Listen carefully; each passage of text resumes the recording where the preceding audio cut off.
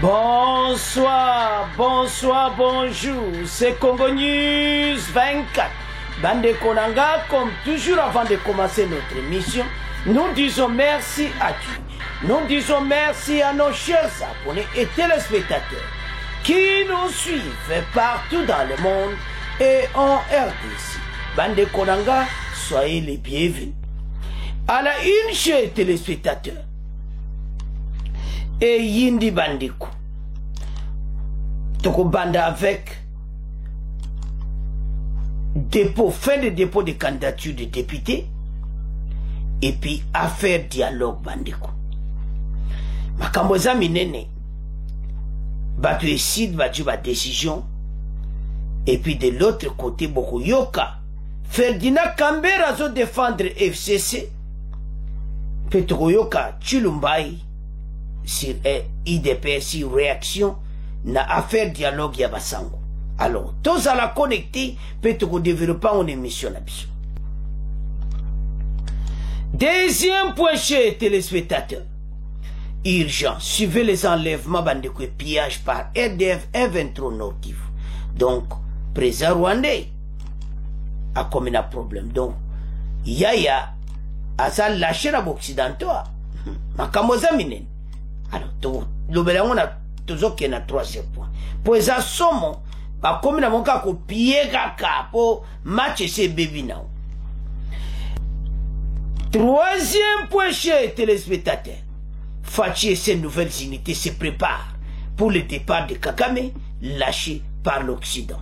Et ça y a koyinda, et si y a une émission. Chers téléspectateurs, émission de Bandi. Et comme tant sur la masolo ya mboka bandiko. Donc ban émission na ceci législative. Oyo Jurasuka ezalaki c'était le dimanche. Alors bandeko ba na candidature ya ba députés nationaux. Parti ya Martin Fayulu, parti dont ici a participé. Alors, clôture et Zara qui va lui prolonger les sociétés.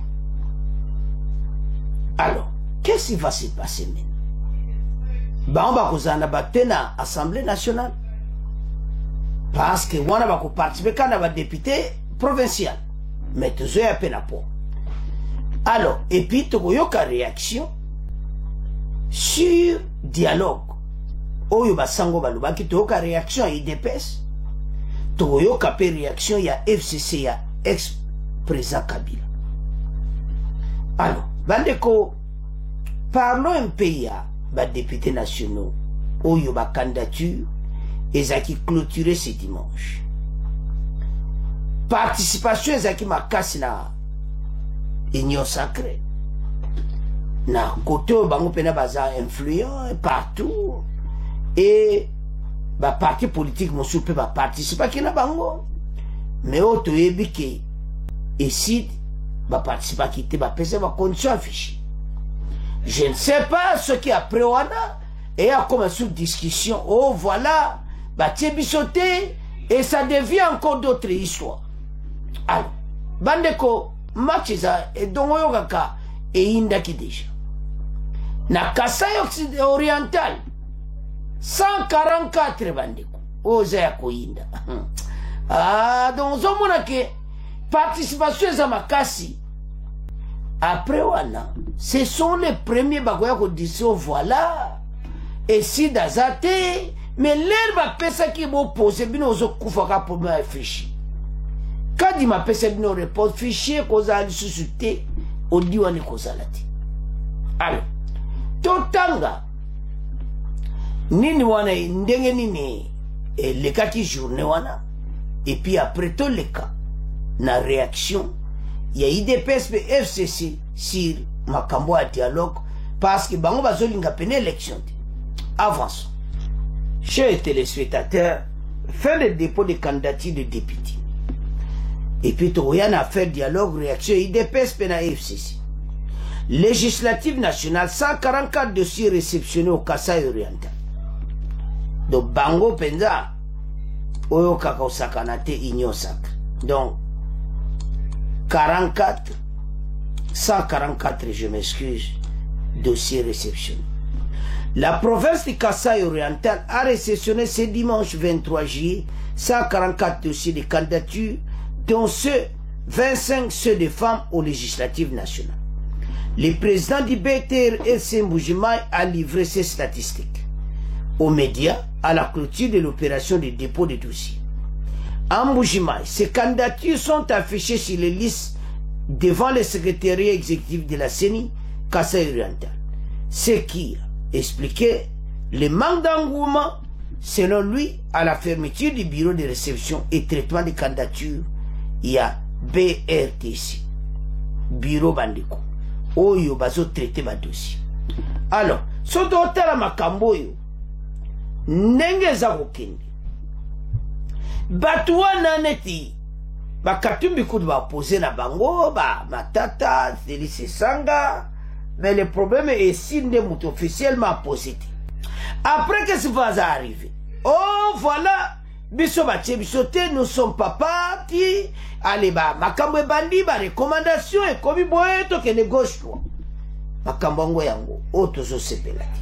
Alors, celui to qu'est-ce qu'on a fait dialogue. Réaction il y a IDPS PA FCC.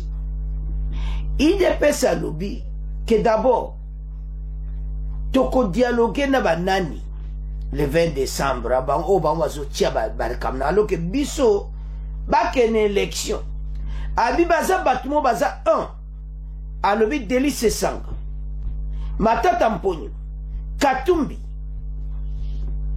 Claude Chilumbai oaza professeur Chilumbai alobi batuana nyonso opposition baza légitime ti atangi bango misato Délice Sanga Matata Mponyo et Katumbi parce que banan ba affronta peuple ti Fayulu savant ex-président Joseph Kabila savant mais Délice Sanga Matata Mponyo et Katumbi baza vraiment nanu ba affronta peuple ti deux et au moins clairement était bango baza do légitime pena et légitimité na bango ezate yake même avant de tour de la table na IDPS et Union Sacrée.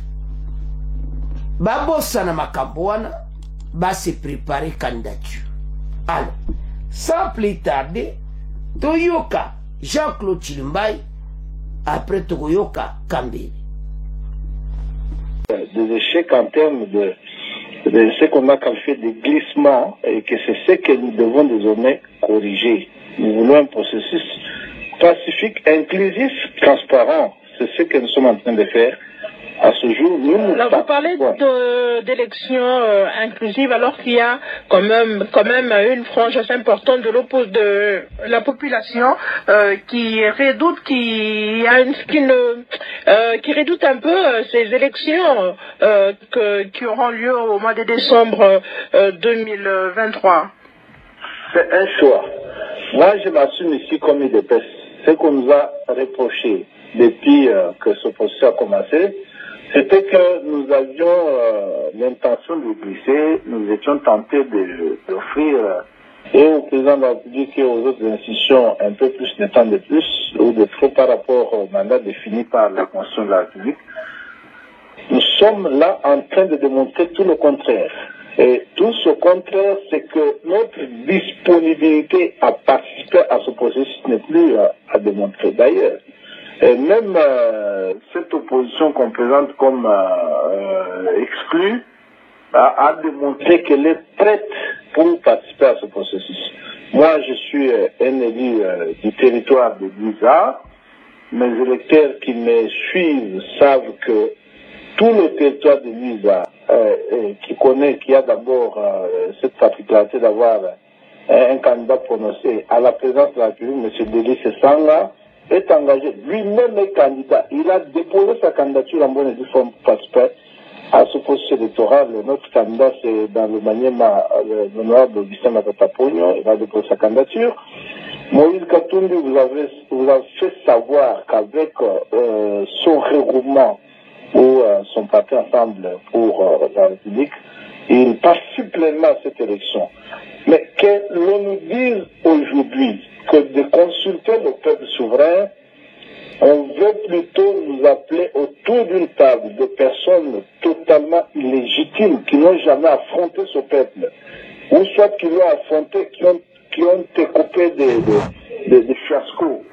Et là, vous faites allusion à qui, professeur Chilumbaï? À tous ceux qui se jouent, parce que j'ai dit ceci, l'opposition prononcée aujourd'hui s'appelle Moïse Katumbi, s'appelle Denis Sanga, s'appelle Matata Pogno. C'est ces gens que nous avons vus se prononcer comme opposition. Ces personnages-là sont tous plutôt candidats. Maintenant, qu'on nous propose un dialogue comme préalable à la consultation ou au dialogue national qui est prévu en décembre, 20 décembre avec le peuple. Là où nous irons lui poser la question si nous, l'UDPS, nous avons mal travaillé ou bien travaillé, si le président Tshisekedi a mal travaillé ou bien travaillé, qu'on nous dise qu'il faut appeler des gens totalement illégitimes, des gens qui n'ont pas eu le courage ou qui craignent toujours d'affronter ce peuple, que l'on repasse cette démocratie dans un cycle d'opportunisme politique où les gens, ils échappent toujours à cette sanction populaire pour venir négocier le pouvoir. On retient que vous n'êtes pas d'accord avec la proposition du CLC. Merci, professeur. Nous ne sommes pas d'accord avec l'idée de contrôler ou de contourner le choix souverain de ce peuple pour nous substituer à son autorité et à sa souveraineté. Merci, professeur. Bandeko Tolandi Bissonyoso Jean-Claude Chilumbaï. Azaki clair. En 2018, Koutnande Makamwane Lekaki. Ozomona clairement que bateau nyonso bakuma koloba ke glissement. Et maintenant, il y a sacré biso de bois makama glissement. To lingi et élection eza. Mbalamo basango bayena bombe likola mesa. Basango bayena dialogue.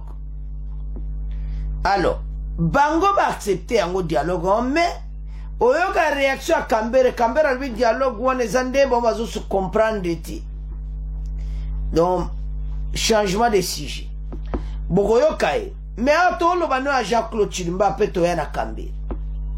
Alobi Denis Sanga matata mpoye Katumbi ba misatu d'abord baza légitimité devant population parce que n'a pas affronter population te comment te consoler même là-bas.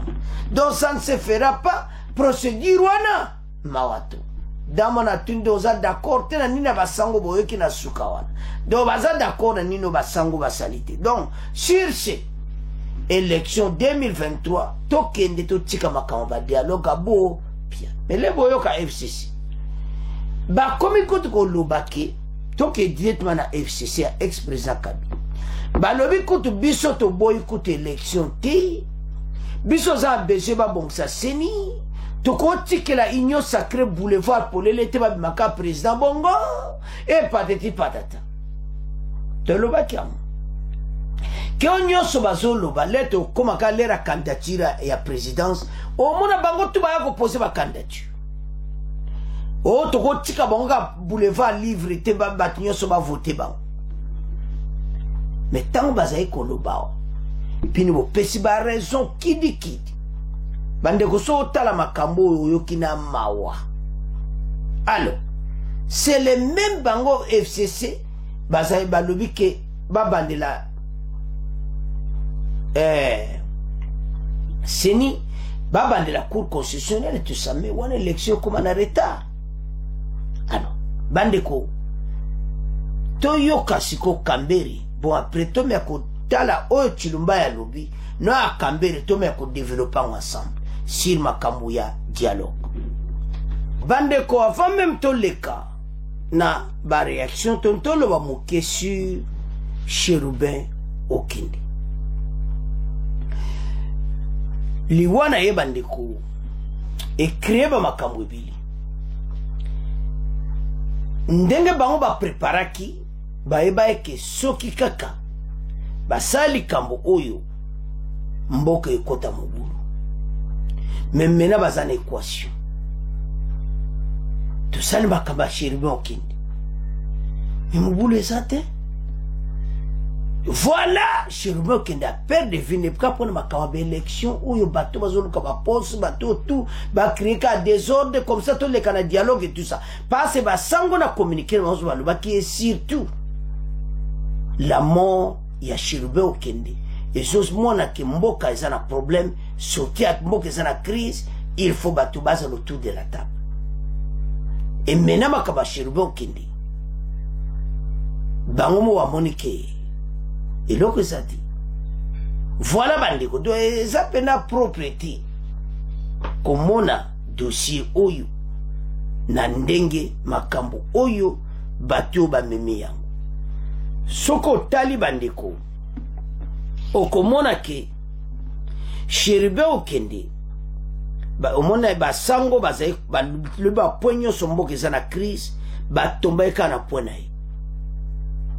Mais ba mon ki kimia ezana onka parce que ba konzi ba ki prudent ba bengi ba organisme nyos international était ba participer na likambo oyo parce que ezo mwana clairement était ba tumo ba profiter ko tia kaona mboka et maintenant ba continuer ba intervenir makawango ko d'opposition de maatro donc kopra bango ekufi. Mais eza mawa komona liwa akufa na ba condition. Avançons. Chers téléspectateurs, to comme na point d'abisso à faire dialogue. Espération ya FCC. FCC balobi selon bango était seni wana bango bako participer na ngote et puis ba komotanga ke bato nyonso batikali wana nyonso. Le quoi va se pencher sur l'Église catholique, si ba dialogue, bango, baslingi ba bandela, sini, cour constitutionnelle et tout ça, ba lobi que bango ba boye élection ti. Wana message ya Ferdinand Kambere. Alors, beaucoup yoka ye parce que, et ça possible te, bango ba lobi toko tika no boulevard pour te, bo possible passer ka bongo, non, il faut pena, bango pe, bako participer alors que bazaye ko laksa ki bako participer et maintenant bakomi et bako participer alors toyo kasikoyo Kambere bongo to avancer une émission na biso. Vous regardez encore dans cette émission, Maître Ferdinand Kambere, vous êtes secrétaire permanent adjoint du PPRD, parti membre du Front commun pour le Congo. Quelle lecture vous faites de la proposition du CLC? On sait déjà que vous avez boycotté le processus électoral, ça ne vous concerne pas. Plusieurs fois, vous l'avez répété dans les médias, vous n'êtes pas concerné par ce processus. Aujourd'hui, le CLC propose un dialogue politique avant la tenue des élections. Qu'est-ce que vous en pensez?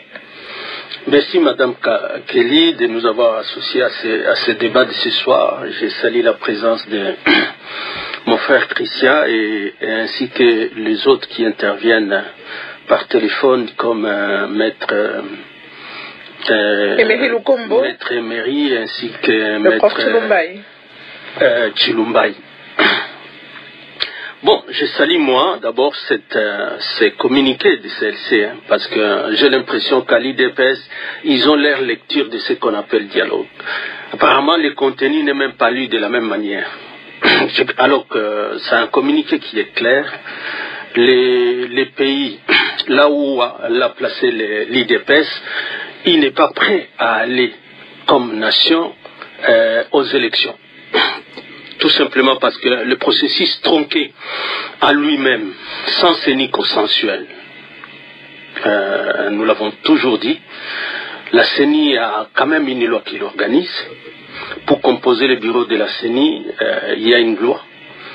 Et pour qu'aujourd'hui Chilumbai parle des élections, il fallait qu'il nous dise en quoi une loi qui demande à la partie de l'opposition d'envoyer les membres au bureau. Jusqu'aujourd'hui, Chilumbai ne peut pas prouver que le FCC a des PV. Vous avez un membre au bureau, M. Manara. On ne va pas revenir sur ces débats. Les choses ont déjà évolué. Non, les choses n'ont jamais évolué dans le sens où, pour être membre de l'opposition, il faut présenter les PV de désignation pour avoir qualité. On ne va pas ramasser les gens dans un marché. et les mettre là, à la place alliée, place des membres de l'opposition, et commencer à parler d'un processus électoral. Ça, l'IDPS le sait, tout le monde le sait. Et donc, même ce que vous avez dit que nous avons boycotté, les élections ne nous concernent, nous n'avons jamais dit ça.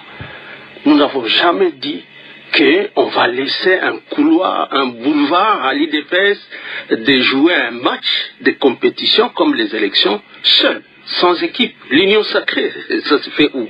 Dans quel pays? Il parle de quelle démocratie?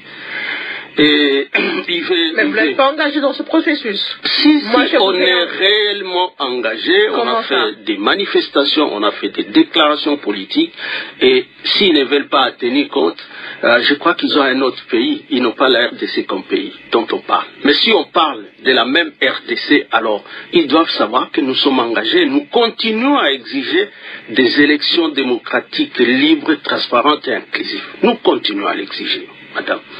Parce que l'IDPS, il faut qu'il se détrompe. Vous allez parler des élections alors que jusque-là, nous n'avons pas une CENI consensuelle. Vous allez parler des élections alors que les parties prenantes dans un processus, et c'est ce que la lettre ici, les communiqués de CLC parlent. Ça veut dire jusque-là, il n'y a pas un même langage entre les acteurs politiques, ce qu'on appelle les parties prenantes à ce processus. Il veut inventer ça, il commence à citer nommément ceux qui ont déposé des candidatures et qu'on connaît bien qu'ils étaient membres de l'Union sacrée. C'est tout ce qu'il a cité là. Et c'est ça, donc, il ne sait plus lire la propre loi qui organise la CENI, où on parle de la représentativité au sein du bureau de la CENI par rapport au siège qu'on occupe dans le Parlement. Tantôt, il disait que les institutions sont encore là. Et c'est Sanga a combien de députés? Matata a combien de députés par rapport au FCC et tout ce qu'il a cité là?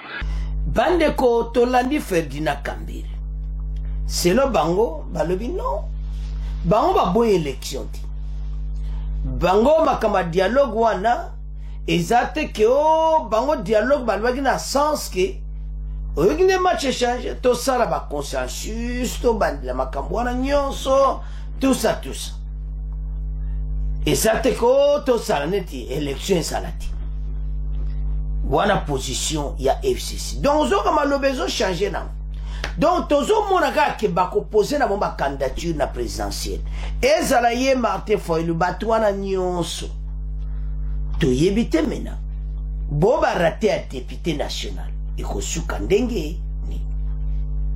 Boba raté ba député donc c'est fini. Passe ba yebisika di ma prolonger le sous-souti.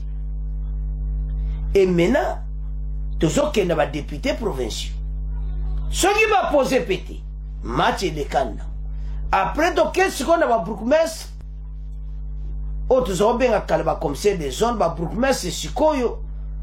Et au salama à niveau local. Et wana soukama solo. Tu commences la Sikonini, les grands macam. Élection. Et candidature, il y a la présidence, Baya Kotika. Bango tu Baya Kotika. Bon, mona. Si on est toyoki bango toyoki chumba IDPS toyoki kambe bozo sentir comment monsieur Sokoto IDPS a vraiment à l'aise mais bon sentir vraiment agitation côté ya kambe ya PPD. Alors en tout ça makambo zo le kanabe élection beaucoup mona ke makambo nyonso ti oboeto bango tu ba participer na ndeza otoko kena machine à voter te bakena ba. Donc c'est comme ça. Alors, l'élection, vous en avez bien bandé.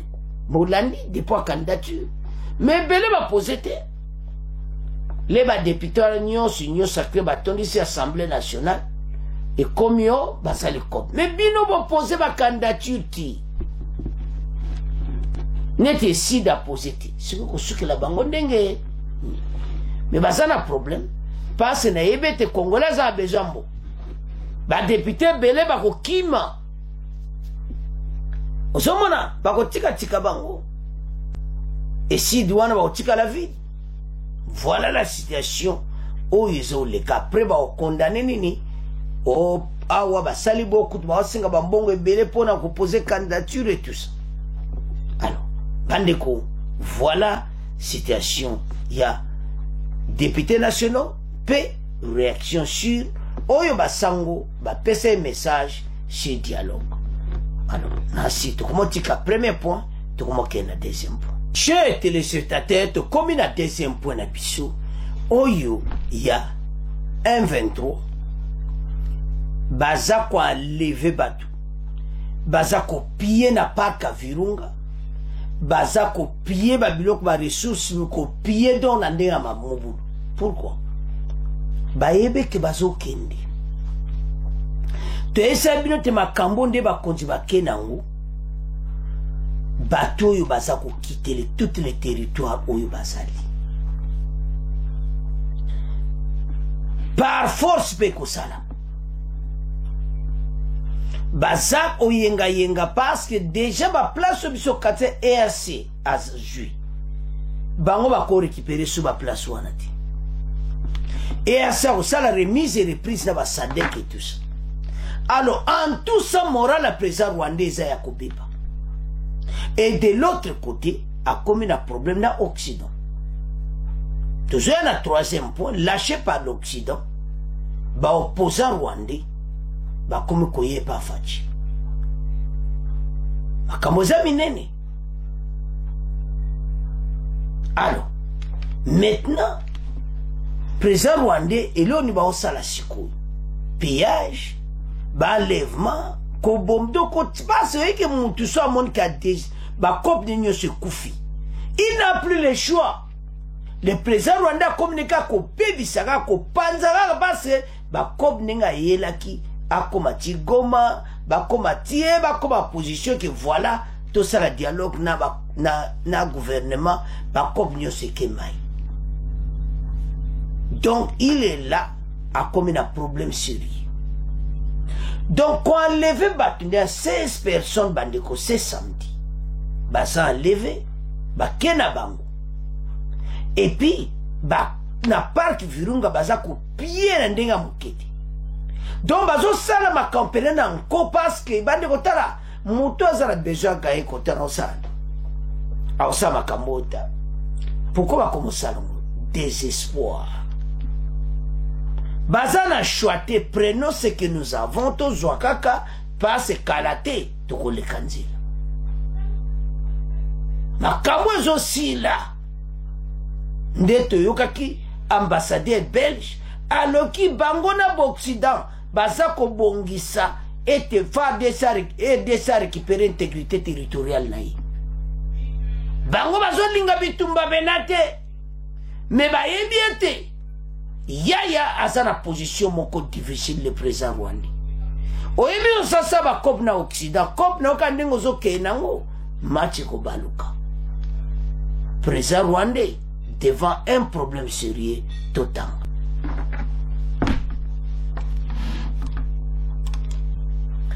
Urgent. Suivez live bandeko les enlèvements et pillages par RDF 123 Nord Kivu.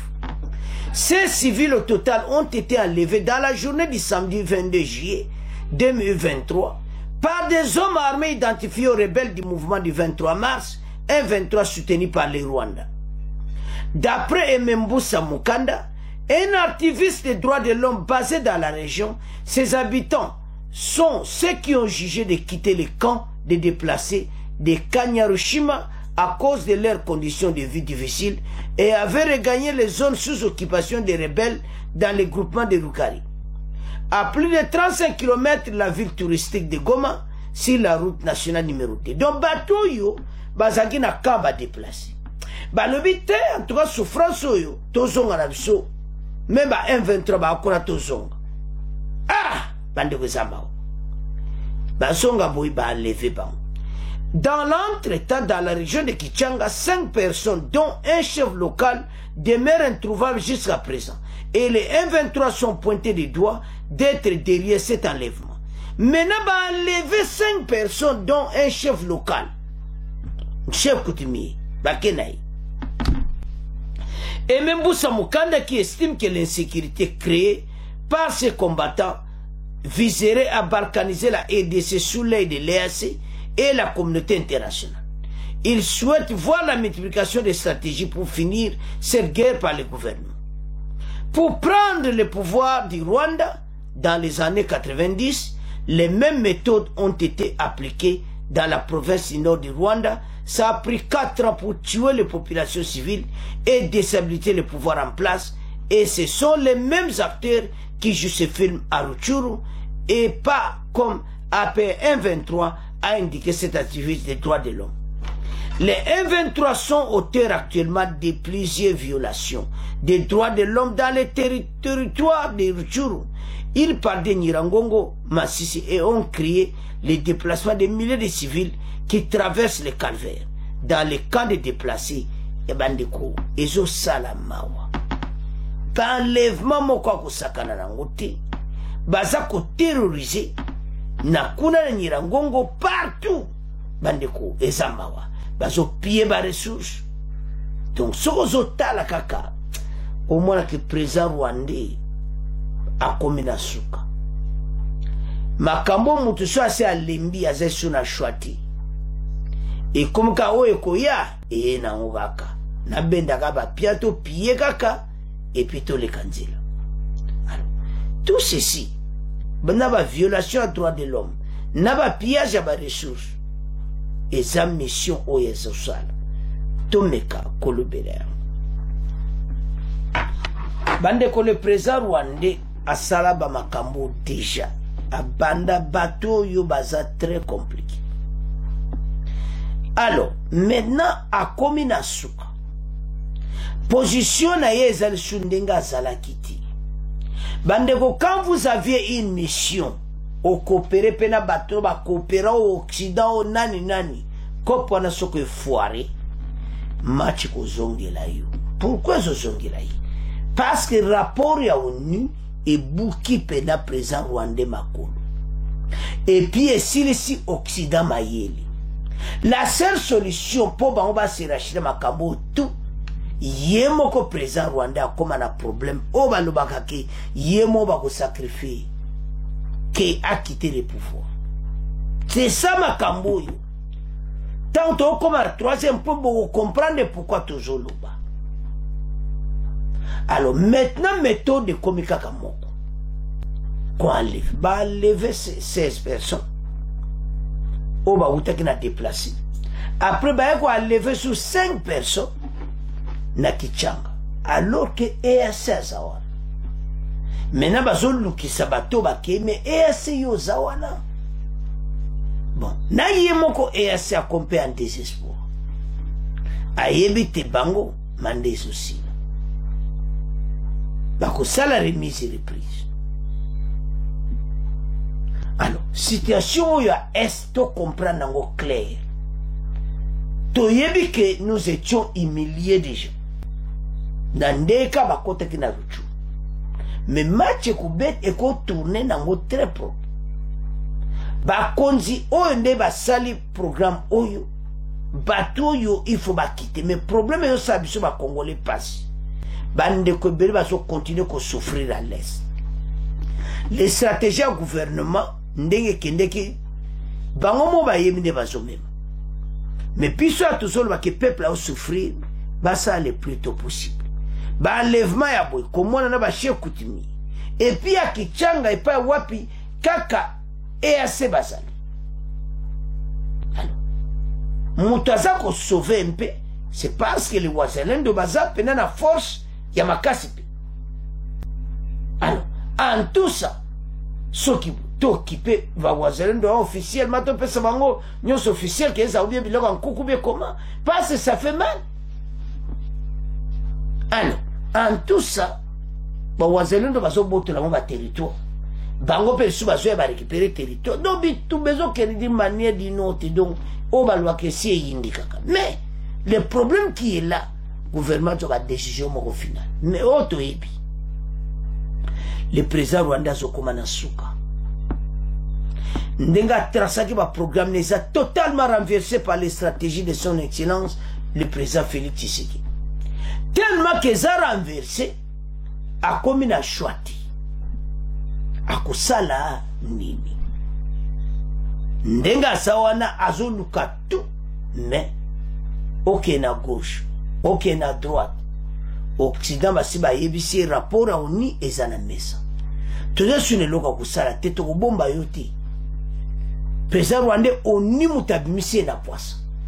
Le rapport dit clairement que la force rwandaise bazana EDC va quitter le territoire rwandais. Vous savez là? Alors, le président rwandais a commis la difficulté mon total. Alors, bande konanga, c'est à ce point comme tika point oyo. Deuxième point, nabino, to como kende na troisième point. Bande ko, to comme na point na biso, oyo, Kagame lâché par l'Occident. Makambo ezoleka mikolo bandeko tokotanga tokokomprendre yango ete opposition rwandaise bazo consulter mokonzi ya mboka ayambaki moko ya ba leader na bango oyo pena azalaki ambassadeur rwandais na États-Unis. Gassana azalaki ambassadeur rwandais na États-Unis na UN. Alors, na New York. Ayaki komona mokonzi ya mboka. Eza koya moko secrètement. Mais média belge baye ko publier yango. Kaka na juillet awa ayako kutana na mokonzi ya mboka. Occident za okuro. Eloni esalamaki. Ba président africain et belé ba lumina fachi non ko bato bakoya nango boina bo parce que bango ba yebete à partir à EDC bako sotise tatawa maloba mokonza mboka oya alobaki na président rwandais alobaki bo que tozana problème na ba rwandais. Nous avons les problèmes avec le gouvernement rwandais. Alors, un jour, le gouvernement peut kolongwa. Tokozana ba voisin ou toko traiter na bango. Et le baki makambo be déjà le makambo be.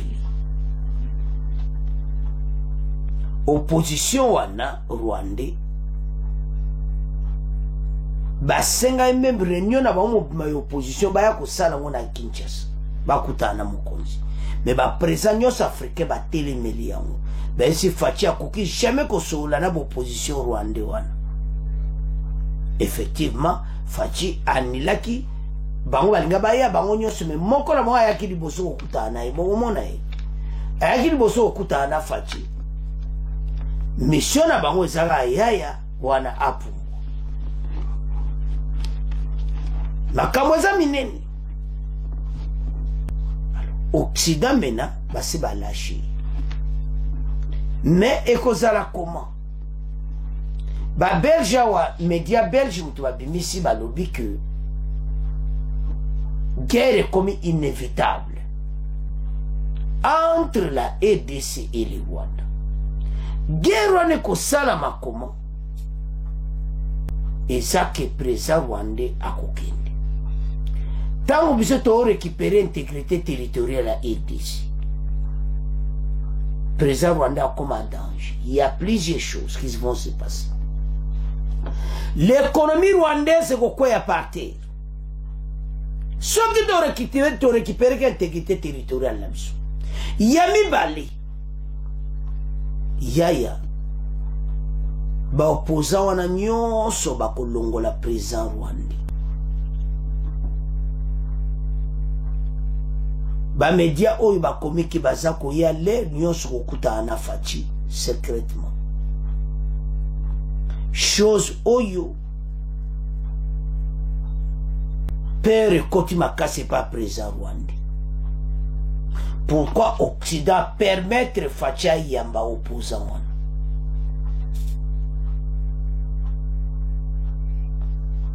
Occident va y très bien pression ou est pas présent rwandais pour le moment. Pourquoi quand na mois de juillet bayambaki ayambaki lisusu na mois o elekaka lisusu na mai. Et maintenant banga ba préparer nini réunion mo na Kinshasa ba ya kokutana réunion na ba président africain ba boria Pourquoi Occident ponika à Kinshasa? L'heure est grave pour la présence rwandais. Bandeko, lui c'est lui qui veut la paix, prépare la guerre. Bon, moi qui ba unité spéciale oya sika oyo mokonza mboka a présenté qui ba congolais na marche d'endurance. Baza ba unité moko spéciale. Tala bango, tala ba teni na bango, tala makamu na wondenza. O comprendre que bango nande ba ko marcher na Kigali.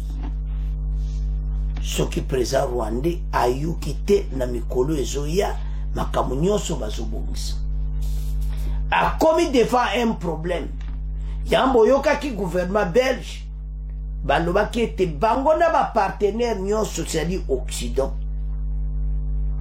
aider à récupérer l'intégrité territoriale na yi.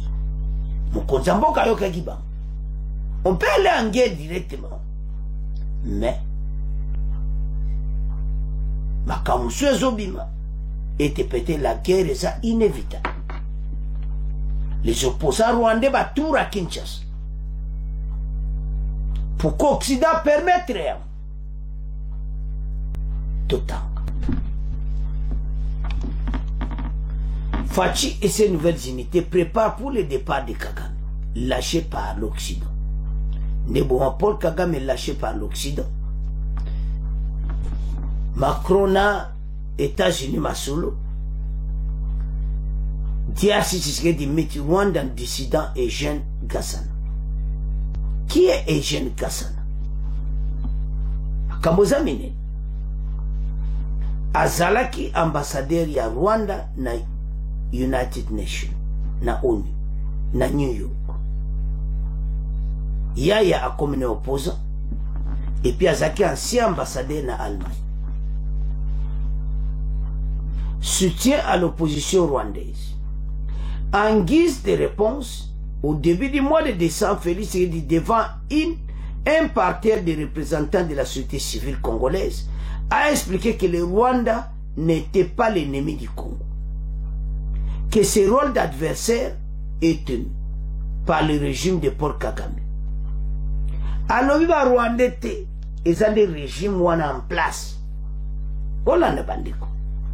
Ajoutant que ses voisins ont besoin de la solidarité des Congolais pour se débarrasser et débarrasser l'Afrique de ce genre de dirigeants rétrogradés. Maloba Rwandais et ça somme que Rwandais a besoin. Il y a aide à ma Congolais, solidarité na biso, pas se débarrasser na président Kagame. Maloba na Fachi alobaki yindi, pas se Fachi en solo na bateau. Opposant. La hache de guerre était définitivement déterrée. Depuis cette déclaration, Félix Tshisekedi a multiplié les gestes en direction des opposants rwandais. Et Zaya Koyinda et Sieyindi. Il y a d'abord eu cette occasion dans les fauteuils de la présidence congolaise avec Eugène Richard Gassana, ancien ambassadeur du Rwanda en Allemagne et aux Nations Unies, qui est entré en 2015 en dissidence avec le régime lors de la révolution de la Constitution qui a donné la possibilité à Paul Kagame de prolonger son bail à la tête de l'État. A changé la Constitution, ma camion se bayo kanaki, président rwandais a changé avant d'anaka pour la libératolo. Alors, Eugène Richard Gassana a ensuite rejoint les rangs du Rwanda National Congress. Parce qu'il y a un homme fort dans Bango tout Eugène Gassana. Parce qu'il y a un UN, les United Nations, dans les États-Unis, na Nations Unies. Alors, il y a rejoint le Rwanda National Congress. L'homme dispose d'entrer chez les adversaires de Kagame. Donc, chaque fois, ceux qui sont présents au Rwanda, ça n'a problème na présent boui.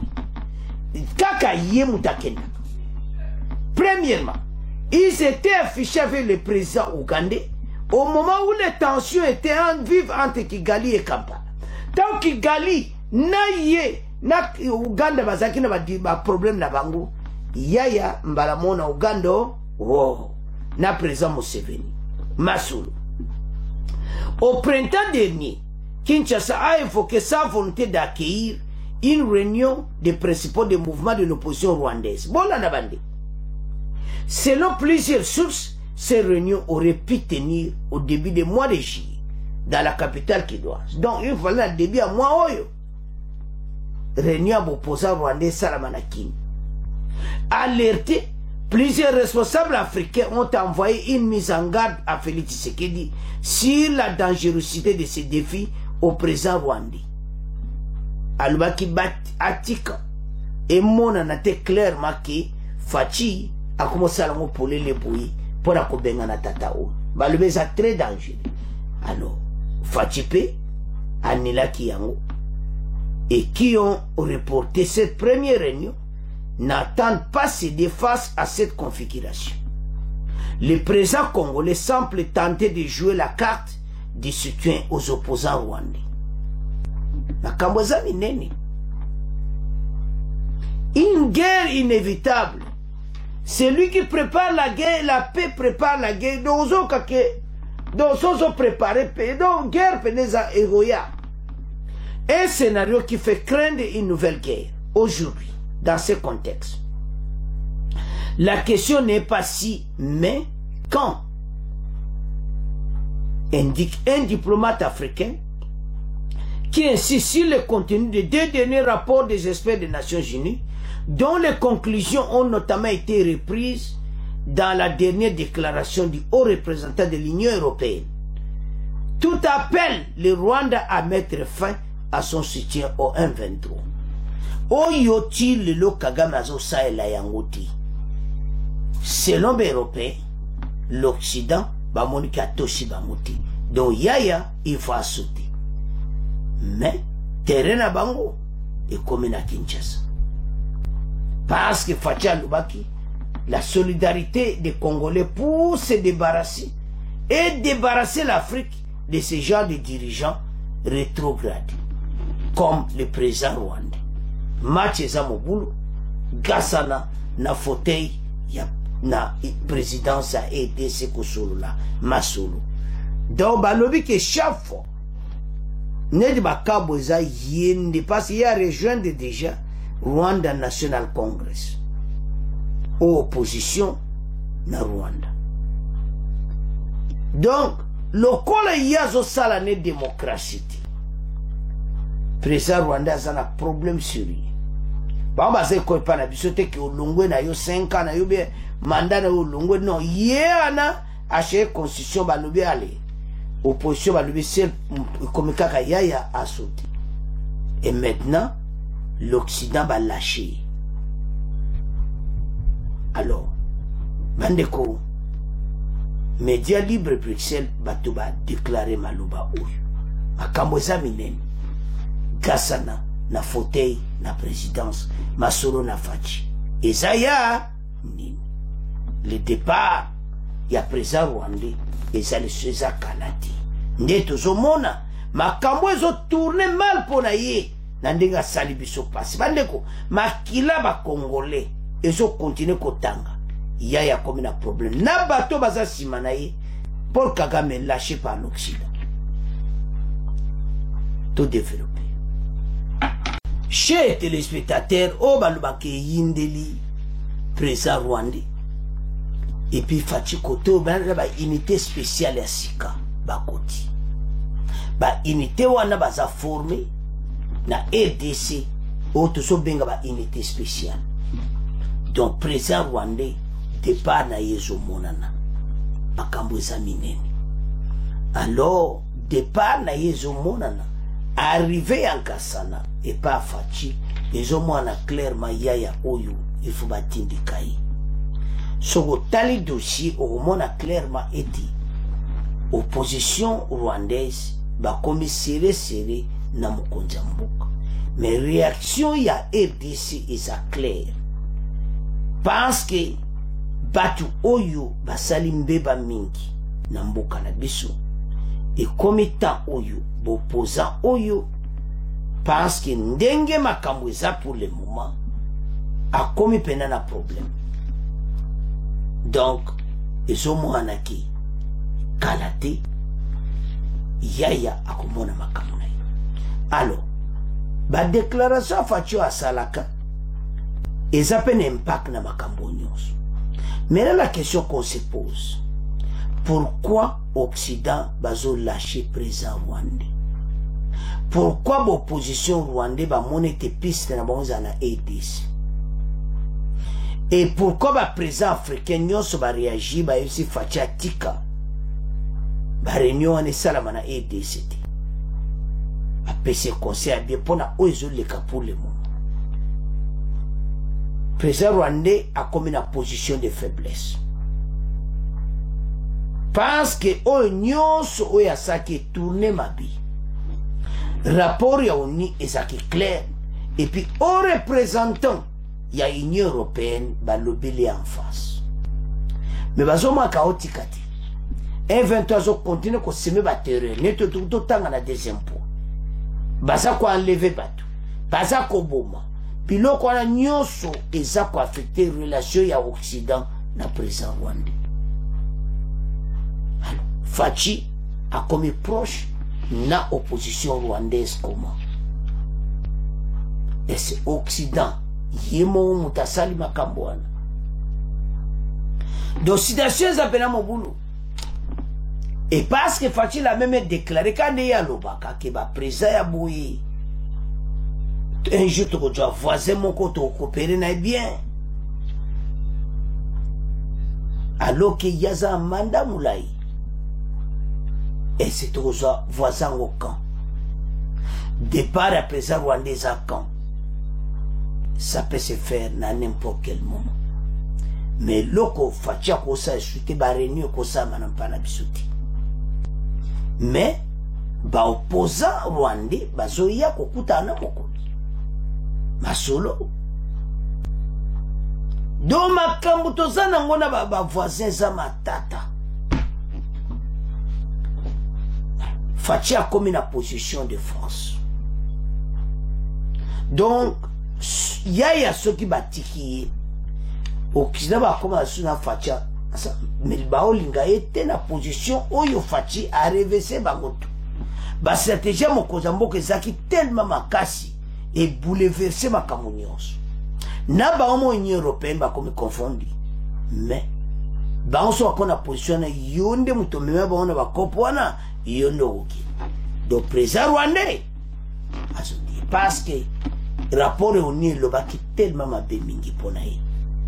Il y a sa leader là-bas, il y a sa porte-parole là-bas, il y a un dirigeant qui là-bas, il y a un Luanda, il y a un sien qui bloque tout, il y a encore un Luanda. Donc, ce qui bloque tout, il a un problème sérieux. Alors, maintenant, ce qui est au tala, ndeni est que la pacifique, ndeni mboko kobonga, économie rwandaise kochiti. Économie ont résisté pas ces biso troubles et pas na biso. Tant que pas la qui m'y kokota. Qu'est-ce qui va se passer? Les transactions koyiba ba minere nyonso clandestine ma ba minere tout bazo yiba ba ko su koyiba. Parce que pays mena makamunyo se comme un homme. Nzela ni yoko le kana minere okuta na ba soda na bisoti. Parce que frontières à Rwanda, les amoko frontières, ils sont plus dangereux pour la vie, plus dangereuses pour la EDC. Tout ça, 9 fois. Mais voisin moko anami balé na Uganda, donc ils sont très dangereux. Ma Congolais, va tchaka ka mir kaka, sur ma kamosi. Alors, tous on va la dossier. Ba opposant, oh, il va quoi okutana mokonzi.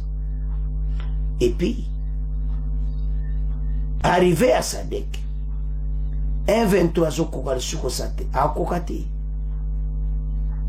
ba comme na point autour ba point de faiblesse a comme mon appela qui oui ba tikingako. Alors maintenant biso photo bonga makasi parce que président Rwanda za mutu mo très compliqué. Alors que tant ma biso to loba wa makele nzo ane facha zo préparer ba unité spéciale auto mona ki ana to mona ba tuana te. Osomona ba do sakanate nasi ba ko trier ba ba géants dans otala pena le oui makamoza minena. Alors ba unité spéciale à Fachi ba ça qui marche tout le monde qui ba.